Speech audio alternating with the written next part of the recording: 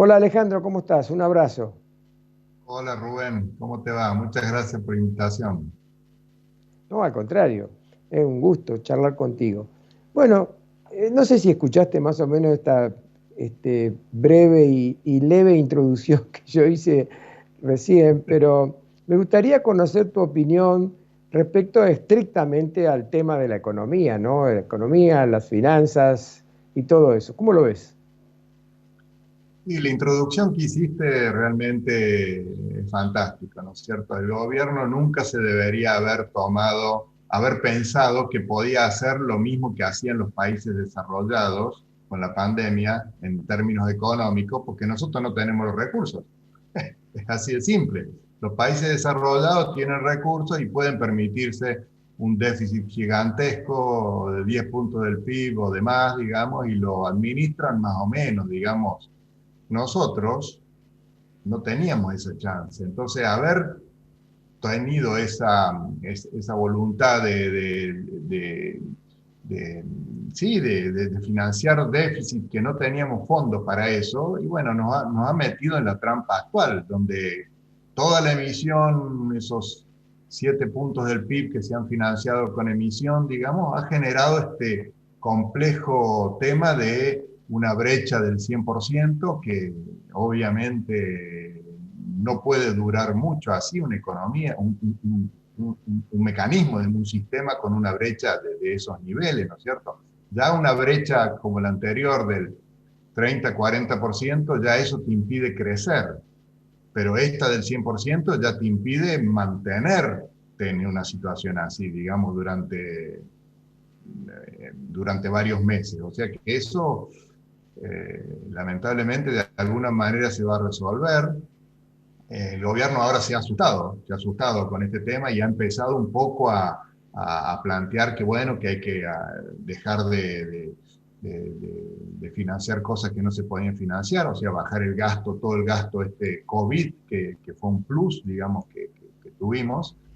Y entonces ha empezado a, a bajar un poco ese gasto pero viste cómo es la coalición que gobierna, digamos, esas cosas tampoco, no a todos les cae bien, digamos, entonces hay todo ese tire y afloje, digamos, que genera toda una falta de credibilidad que el gobierno ya no, digo, nunca tuvo mucha credibilidad, pero encima con todo estos idas y vueltas y críticas de un sector, del otro, dentro de la misma coalición, ha hecho, digamos, que no tiene ninguna credibilidad y eso es terrible en una circunstancia como la actual, donde básicamente ese valor estratosférico del dólar paralelo tiene que ver con eso, tiene que ver con la falta de credibilidad y entonces, bueno, y encima lo que comentabas vos de estas leyes, digamos, que bueno, que se están aprobando, que tampoco tienen ninguna sensatez, digamos, en la situación actual, ¿no es cierto? Esa ley, digamos, de querer poner impuestos a las altas riquezas. Imagínate cuando vos tenés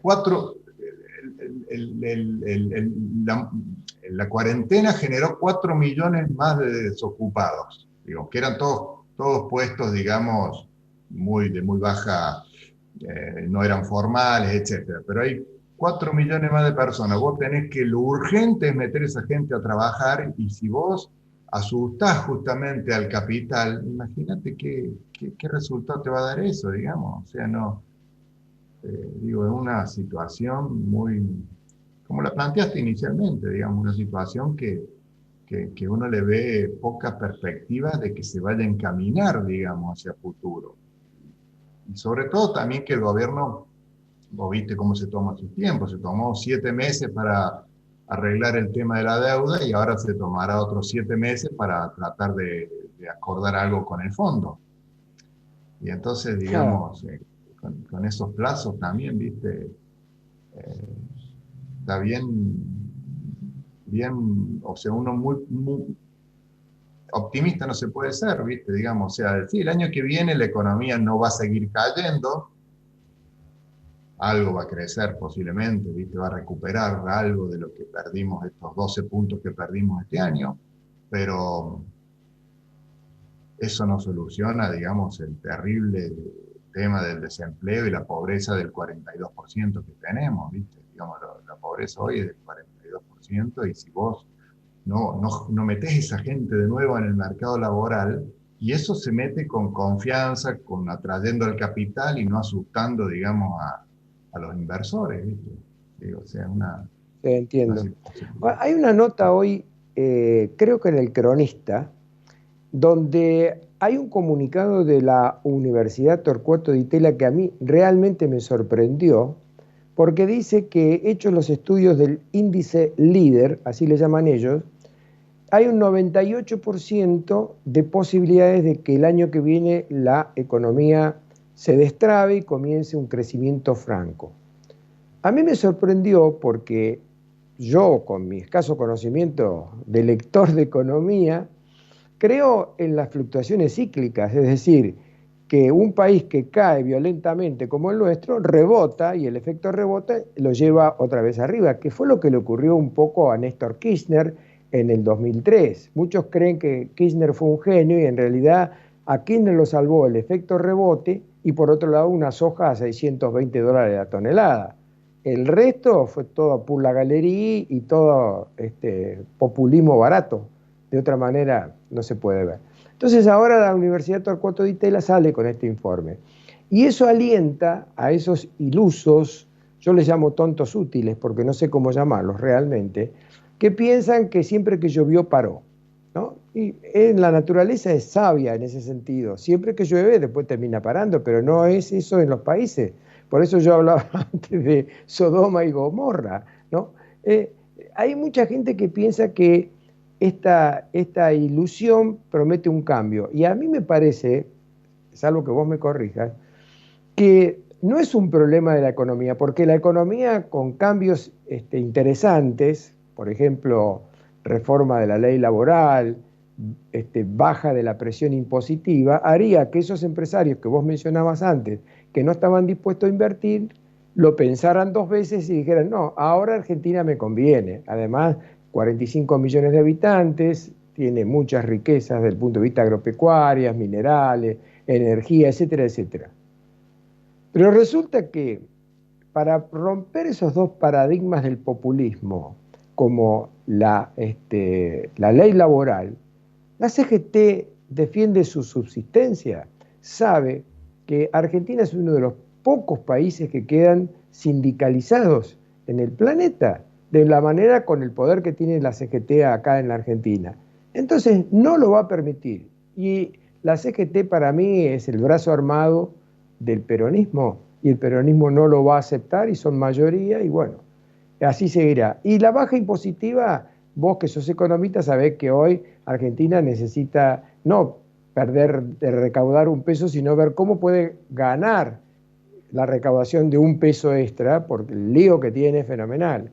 Así que me sorprende lo de la Universidad Torcuato Di Tella, no sé si lo leíste o estás enterado, pero la verdad que uno dice, ¿cómo puede ser que eh, gente de la ciencia económica que sabe mucho sobre este tema piensen de una manera tan ingenua? No sé qué opinas. Eh, sí, la diferencia, digamos, entre la salida del 2003 y lo que puede llegar a pasar ahora, digo, son dos mundos totalmente distintos. Vos habías tenido un país capitalizado, digamos, en la década del 90, con un stock de capital altísimo, donde hubo un problema importante de atraso cambiario que hizo, digamos, que hubo mucha capacidad instalada ociosa, digamos, y eso es lo que recibió Néstor Kirchner, digamos, y como vos comentaste, con los precios de los commodities, etcétera.